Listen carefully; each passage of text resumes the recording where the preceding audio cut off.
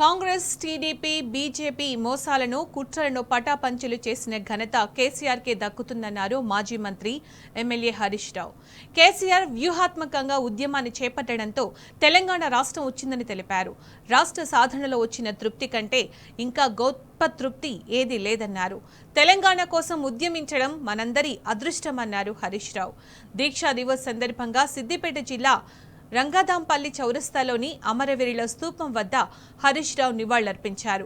సిద్దిపేట జిల్లా అధ్యక్షులు ఎమ్మెల్యే కొత్త ప్రభాకర్ రెడ్డి, ఎమ్మెల్సీ యాదవరెడ్డి సహా బీఆర్ఎస్ నేతలు, కార్యకర్తలు పాల్గొన్నారు. ఒక్క ఓటు రెండు రాష్ట్రాలని కాకినాడ తీర్మానం చేసి మోసం చేసింది బీజేపీ. కాంగ్రెస్ పార్టీ టీఆర్ఎస్ తో పొత్తు పెట్టుకొని కామన్ మినిమం ప్రోగ్రామ్ లో పెట్టి రాష్ట్రపతి చేత చెప్పించి తెలంగాణ ఇస్తానని మోసం చేసింది కాంగ్రెస్ పార్టీ. తెలుగుదేశం పొత్తు పెట్టుకున్నప్పుడు ఎన్నికల ముందు జై తెలంగాణ, ఎన్నికలు అయిపోగానే నై తెలంగాణ.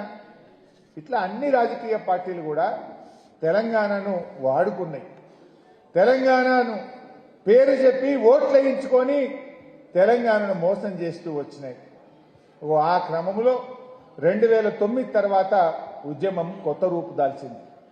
కేసీఆర్ చచ్చుడో తెలంగాణ వచ్చుడో అని నినాదం ఇచ్చింది. నేను ఆమరణ నిరాహార దీక్ష కూర్చోబోతున్నా, అయితే తెలంగాణ జైత్ర యాత్ర లేదంటే నా శవయాత్ర అని చెప్పి ఒక నినాదం ఇచ్చి కేసీఆర్ బయలుదేరి నవంబర్ 29వ తేదీ సిద్దిపేట కేంద్రంగా నేను ఆమరణ నిరాహార దీక్ష కూర్చుంటానని చెప్పి కేసీఆర్ గారు అనౌన్స్ చేసినారు. అయితే అల్గునూరులో కరీంనగర్ నుంచి సిద్దిపేటకు వచ్చి సిద్దిపేటలో ఆమరణ నిరాహార దీక్ష కూర్చోవాలి. మీరందరూ చూసింది ఆ రోజు. ఆ ఆమరణ నిరాహార దీక్ష శిబిరం ఏర్పాట్లు చేస్తుంటే ఒక 2000 పోలీసులు ఉంటారు సిద్దిపేటలో. మార్కెట్ కమిటీ నిండా పోలీసు వాళ్ళే, ఫంక్షన్ హాల్లో నిండా పోలీసు వాళ్ళే. ఓ లడ్డా అని ఒక ఐపీఎస్ ఆఫీసర్ని తెచ్చిండ్రు. ఇక ఐజీలు, డిఐజీలు, ఎస్పీలు ఎటు చూడు పోలీసు వాళ్ళే ఉంటుండే సిద్దిపేటలో. మొత్తం సిద్దిపేట గ్రామాలలో టైర్లు ముళ్ళకంచెలేసి ప్రజలు గ్రామాల్లో నుంచి బయటకు రాకుండా ఏ ఊరికి ఆ ఊరికి ముళ్ళకంచెలేసిండ్రు, టైర్లు అడ్డం పెట్టిండ్రు, ప్రజల్ని బయటకు రాకుండా చేసిండ్రు. రామలింగన్ ఉండేప్పుడు అసలు ఎముకలు కొరికే చలి, ఆ చలిలో కూడా కొన్ని వేల మంది ఆ దీక్షా శిబిరాన్ని కంటికి రెప్పలాగా కాపాడుకున్నాం. ఎన్ని కేసులు పెట్టిండ్రు ఆ రోజు. మాట్లాడితే కేసే, చెట్టు కొమ్మగొడితే కేసే, బోరేస్తే కేసే, అన్నం పెడితే కేసే, టెంట్ వేస్తే కేసే, రోజు బైండ్ ఓవర్లు, కేసులు, అరెస్టే. అయినా భయపడకుండా ఆ నవంబర్ 29 దీక్షా శిబిరాన్ని అద్భుతంగా ప్రారంభించుకున్నాం. అయితే ఆ కేసీఆర్ గారు బయలుదేరి మన దగ్గరికి వస్తా ఉంటే సార్ను అల్గునూరు చౌరస్తాలో అరెస్ట్ చేశారు.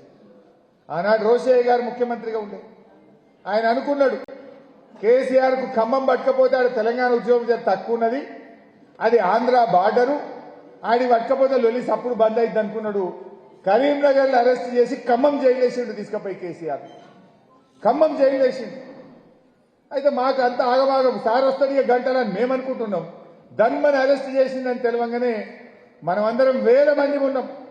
ఎట్లా కేసీఆర్ గారు జైల్లో పెట్టిన దీక్ష కొనసాగిస్తాడు, మేమిక్కడ సార్కు సంఘీభావంగా మేము కూడా ఇక్కడ దీక్ష ప్రారంభిస్తామని మనందరం కూడా కూర్చున్నాం. ఏమైందో మీకు తెలుసు. గొర్రెల మందల మీద తోడేళ్లు పడ్డట్టు ఆనాడు మనం వేల మంది మేము ఆ దీక్షా శిబిరం దగ్గర ఉంటే దాదాపు 2000 మంది పోలీసు వాళ్ళు వచ్చి మన మీద పడ్డారు. అసలు ఇక కొట్టుడు కాదు, కొట్టి కొట్టి మనందరినీ కూడా అరెస్ట్ చేసి మనిషికో దిక్కు తీసుకుపోయిండ్రు. ఆ రోజు నేను, నాతో పాటు కనకయ్య, నాగిరెడ్డి అన్న చాలా మందిని తీసుకుపోయి మెదక్ జైల్లో పడేసిండు మమ్మల్ని. డిసెంబర్ 9 తెలంగాణ వచ్చింది. తెలంగాణ అంతా పండగ చేసుకున్నది. ఏ ఊర్లో చూసినా బతుకమ్మ, దసరా, దీపావళి అన్ని పండుగలు కలిసి వస్తే ఎంత ఆనందమో ఆ డిసెంబర్ 9 తెలంగాణ ప్రజల ఆనందానికి అవధులు లేవు. గొప్ప పండగ చేసుకున్నాం డిసెంబర్ 9.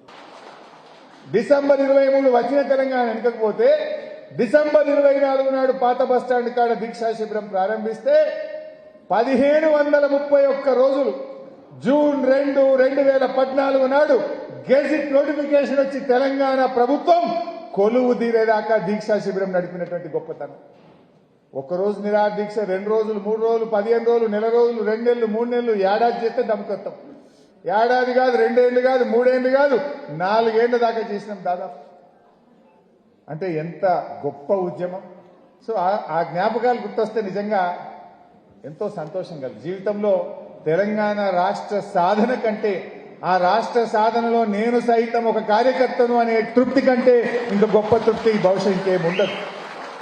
స్వాతంత్రోద్యమంలో ఆనాడు గాంధీజీ గారి నాయకత్వంలో పనిచేసిన ఆ స్వాతంత్ర పోరాట యోధులది ఎంత గొప్ప అనుభవమో, ఎంత గొప్ప తీపి జ్ఞాపకమో.